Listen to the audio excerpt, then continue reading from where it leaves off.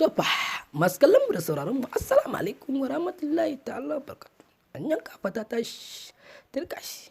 To fa, sai dai shirin na mai dogon zango yana mana bankwana. A yadda mai nasara ya yi farin cikin wannan shirin mai dogon zango zai yi bankwana.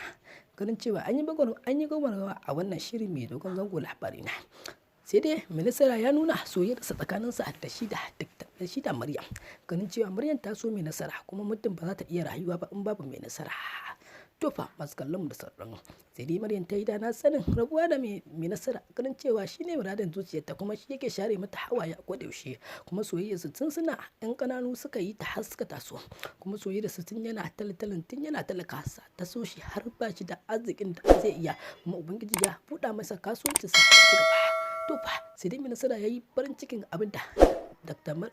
Maryam ta faɗa ganin cewa ta faɗi lafazi mai kyau ganin cewa shi ma har yanzu fa soyayya tana cikin zuciyarta amma babu abin da zai ce ganin cewa sai dai godiya ganin cewa ya bi umarnin mahaifiyarta ganin cewa mahaifiyarta ne ta tilasta shi wai dole ya sake ta ganin cewa ba sa haihuwa kuma bai san haihuwa ta ubangiji ce ba. To fa sai dai mai nasara yana ta bakin cikin rabuwarsa da shi da Maryam ya fito ya ga masu kallon mu da sauraron mu ganin cewa Maryam ta shiga cikin zuciyarsa sosai kuma shi bai taba tunanin zai rabu da Maryam ba ko a mafarki. To fa daga bangaren Dr. Asiya fa ta yi farin ciki ganin cewa a yanzu fa Dr. Asiya ce ta zuga mai nasara ya saki Maryam ganin cewa ba ta son zama Maryam a ciki amma masu kallon mu da sauraron idan ba za ku manta ba dan adam fa tare yake bai cika goma ba. Tunna Maryam ce ta sanadiyar kawo Dr. Asiya gidan ganin cewa ta tilasta mai nasara ya auro Dr. Asiya ganin cewa ita ce za ta share musu hawaye har su samu zuri'a ko zuri'a ganin cewa idan suka samu zuri'a kamar nata ne amma masu kallon mu sauraron mu sai dai Dr. Asiya ta watsa Maryam kasa a ido ganin cewa a yanzu fa ita ta tilasta mai nasara ganin cewa ya saki ta sai dai mai nasara ya yi kokarin da Maryam amma ba zai yiwu ba amma masu kallon mu da sauraron mu idan ba za ku manta ba Maryam fa ita ta ɗauko Dr. Asiya ganin ta zaɓo ta a matsayin matar da take so wacce za ta share musu hawaye idan suka haifi zuri'a su dan matsaya. Sai dai ita Dr. Asiya abin da yake zuciyarta ba shi ne ba. Sai dai ta tuntsire da rariya ganin cewa abin da Maryam ta faɗa a yanzu kuma masu kallon da sauraron mu ita fa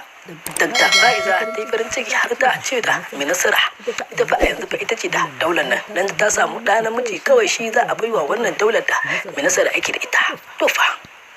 ma masu kallon mu da sauraron mu sai dai ka tsaya ka ci gaba da bibi shi kenan fa masu kallon mu da sauraron mu da shirin nan mai dogon zango zai mana ban kwana inda za a daina labarin mai nasara da shi da tsohuwar matarsa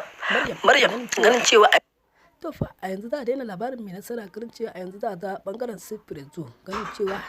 ku ci gaba da bibiyar mu ganin za ka kawo muku Firezo da shi da tsohuwar matarsa Sumayya yace aka yi gawarwa sai dai Firezo fa ya karba a waje ganin cewa a wancan shekaran fa ya so Sumayya kamar ya kashe rayuwarsa idan ba za ku manta ba har ya kashe rayuwa har so ya kashe rayuwarsa ganin cewa akan Sumayya fa zai iya halaka kowa kuma akan Sumayya zai iya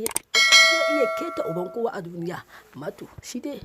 Firezo ya yi farin cikin hakan ganin cewa a yanzu za faɗa bangaren sa sai dai daga baya fa Sumayya ta yanka wa Firezo yankan kauna ganin cewa a yadda ta nuna mai ba ta son sa kuma ba ta son mai son sa ganin cewa har ta umarcin cewa ai shi ba ma shi da hankali abin da ya kona mai rai ganin haka ya kamu da ciwon zuciya sai da mun bar shi a asibiti ganin cewa har ya dau rayuwarsa ma zai kashe rayuwarsa to shikenan fa masu kallon mu da saurara assalamu